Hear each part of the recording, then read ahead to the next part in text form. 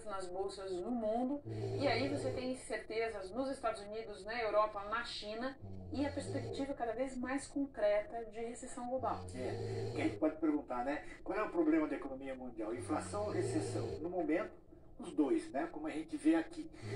Há temores claros de recessão na economia mundial por causa de, primeiro, a alta dos juros nos Estados Unidos, que provoca altas em todos os demais países. A Europa já está anunciando aumento de taxa de juros, vários outros países estão fazendo o mesmo.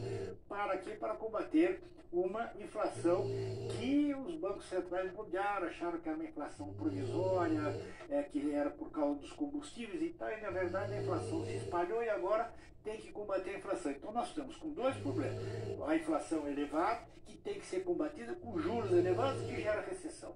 Essa é o sentimento, essa é a preocupação que existe na economia mundial, sobretudo depois que o presidente do Banco Central dos Estados Unidos, ele dizia antes que ia ter um pouso suave na economia americana, isto é, ele ia aumentar os juros, a inflação ia cair e o país ia continuar crescendo. Agora ele já disse que se o preço for uma recessão, vai ter que ser pago esse preço. Bom, além disso, continuam os problemas de abastecimento na Europa, basicamente por causa da guerra na Ucrânia, e a China é aquele mistério, né? Uma ditadura, a gente não tem muita informação, mas é seguro que eles têm problemas com a Covid, quer dizer, controla num lugar, aparece no outro, controla aqui, eles fazem aquela política de lockdown total, aquilo atrapalha a economia, e está começando a aparecer um problema político, que nesse segundo semestre é a sucessão do presidente Xi Jinping. Ele deve ser reeleito, mas ele criou, enfim, vários atritos dentro do partido e do governo. Bom, as consequências disso no mundo. Por causa do medo da recessão, o preço do petróleo já caiu. Né? Quer dizer, porque se vai ter recessão, vai ter menos consumo significa o preço do produto deve cair. Então caiu o preço do produto, tanto no modelo Brent, que é negociado em Londres, como esse que é negociado nos Estados Unidos abaixo. Caiu o minério de ferro, que é muito importante para a economia brasileira, por isso as ações aqui na Bovespa caíram por causa disso aí, nós vamos ver depois. E o dólar se valorizou em relação a todas as demais moedas. Aquele índice que está ali, ele mede a relação do dólar com as principais moedas do mundo. E quando ele está em alta, significa que o dólar está valorizado e o dólar está no maior nível desde 2002. E já que você falou em Brasil, Sardenberg, aqui a incerteza tem um ingrediente extra, que a gente falava dele no início do jornal, que é o que vem no bojo da PEC Kamikaze. Que é isso aqui, ó. É o impacto, né, o custo a mais em relação ao previsto no orçamento de 41 bilhões de reais, é o que os economistas e o Banco Central usam a expressão de risco fiscal. Até hoje a expressão que se ouvia muito era o seguinte: os ativos estão incorporando o risco fiscal. O que é o risco fiscal? É o descontrole das contas públicas, que se reflete no quê? Um dólar mais elevado, porque o dólar significa falta de confiança, então investidores saindo do país, comprando dólares para sair do país, e a queda da Bovespa, que teve a queda de grandes empresas brasileiras. Esse é o resultado que a gente tem aqui, né? Quer dizer, o Brasil sofre os efeitos da crise internacional, mas tem os problemas próprios, e o nosso maior problema é o risco fiscal, isto é, o desajuste nas contas públicas, que está sendo feito escancaradamente e que vai ser o preço pago pelo próximo governo, e uma inflação que continua muito elevada e exige juros altos para combater essa inflação. Exatamente uma situação muito complicada, Renato. Sardenberg, muito obrigada pelas informações todas. Obrigado. Agora nós voltamos a Brasília para falar de corrupção. O presidente do Senado, Rodrigo Pacheco, do PSD, disse hoje que a CPI para investigar suspeitas no MEC deve ficar para depois da eleição. A Flávia Alvarenga acompanhou e nos conta agora como foi. Boa noite, Flávia.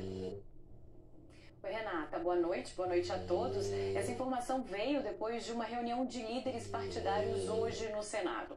Rodrigo Pacheco disse que os requerimentos para a abertura de CPIs, entre elas a do Ministério da Educação, serão lidos em plenário nessa quarta-feira. Mas o presidente do Senado também disse que a maioria dos líderes avaliou que é melhor instalar a comissão e começar os trabalhos depois das eleições.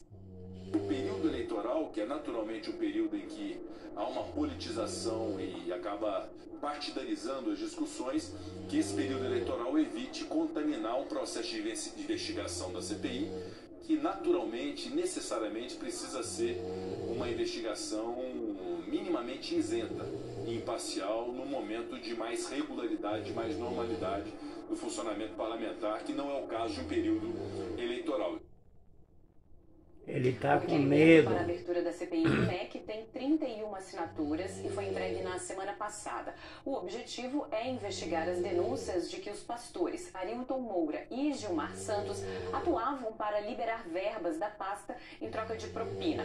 O movimento pela criação da comissão ganhou força depois que os pastores e o ex-ministro Milton Ribeiro foram presos no fim de junho.